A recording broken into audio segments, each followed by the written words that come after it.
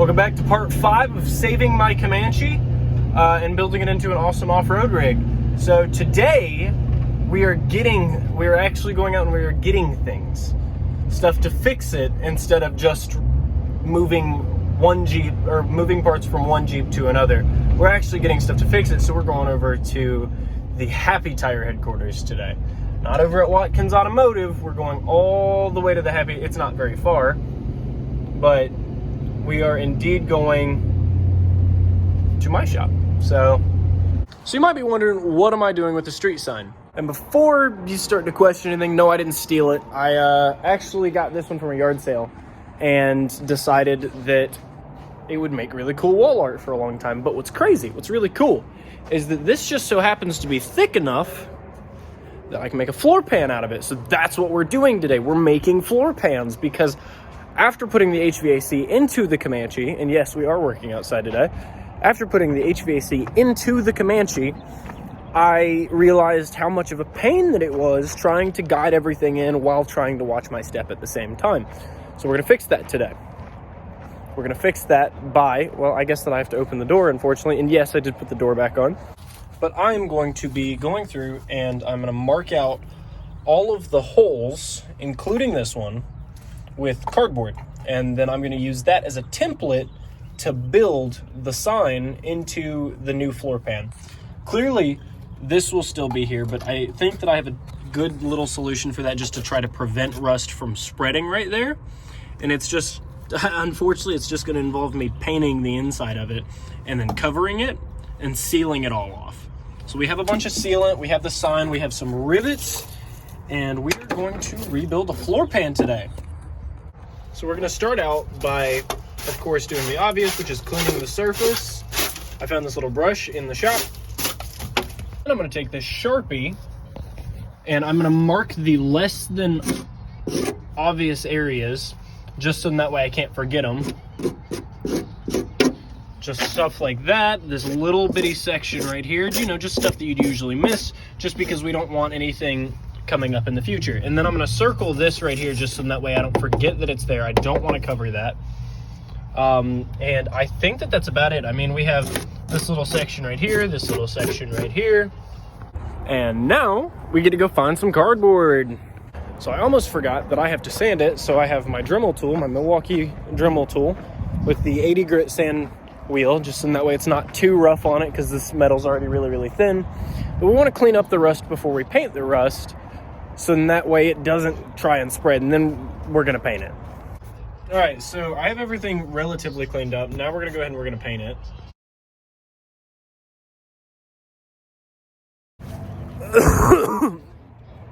Sorry, I have inhaled paint and rust dust and other dusts.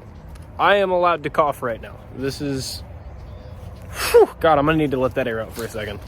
All right, so while I was letting all this air out, I may or may not have decided to start painting the engine bay, because the red looks ugly. The Jeep's not going to be red when I'm done with it.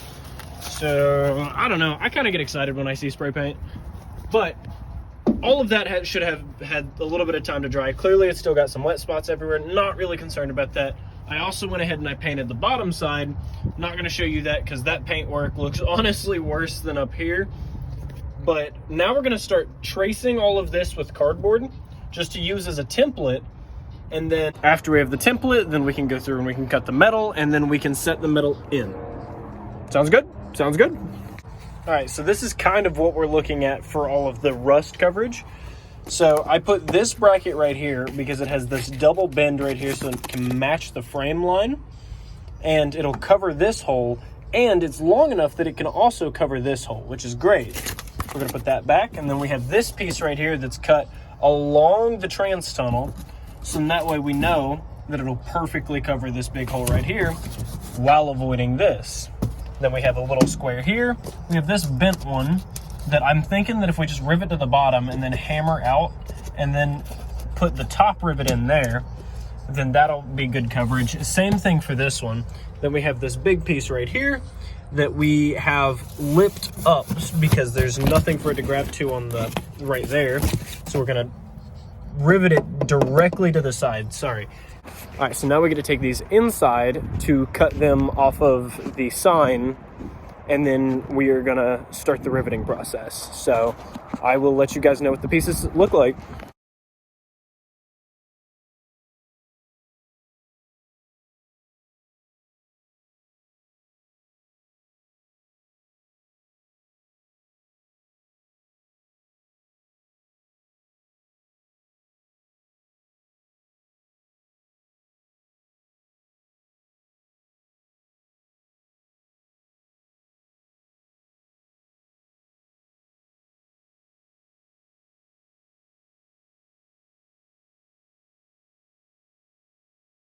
So unfortunately, the batteries have died, but we do have a few pieces. A few of these little corner pieces like this. That one does have a hole in it. I do know that. And we have a little piece like this.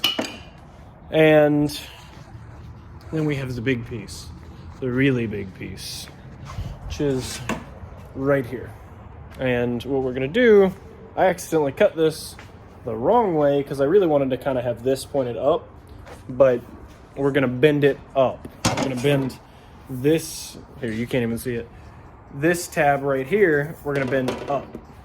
So that way it can match into the body lines and yada, yada, yada. So unfortunately it's getting really, really late outside. So I don't know how much more filming I'm gonna be able to get done, but I swear I'm gonna get this piece, the big hole, covered today. So that's my promise of today. And I'm gonna hold myself to it. We are going to get that, at the bare minimum, that piece in today. The little pieces shouldn't be as bad. Unfortunately, I also killed all the batteries, so I'm kind of left here stranded. They're charging, but I don't know. I mean, for the first ever floor pan that I've ever made, I actually think that this looks really, really good. I don't know how well it's gonna fit. I think that it'll fit good enough, but I think only time will tell.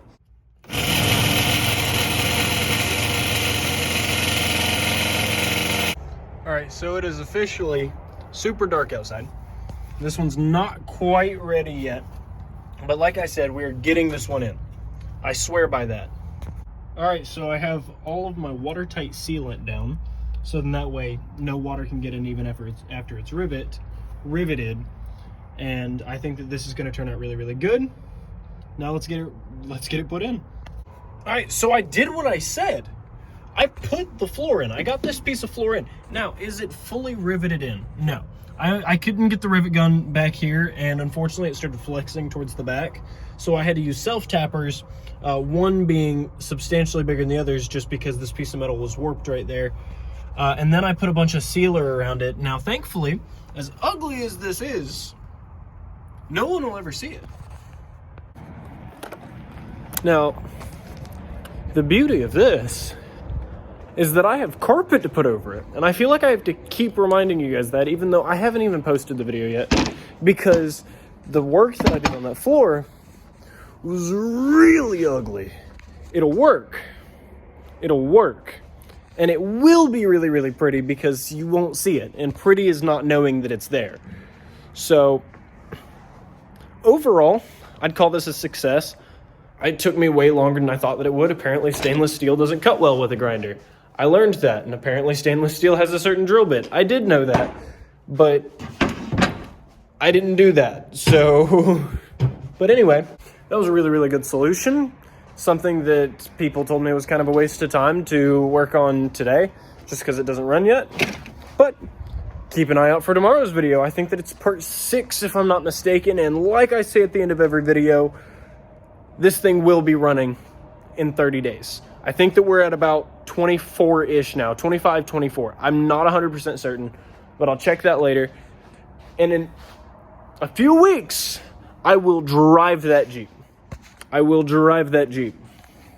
So keep an eye out for the next video. And as always, if this is the first time that you've watched any of these videos, go back and rewatch the other videos, just because it'll get you caught up on what that thing used to look like and what it looks like now.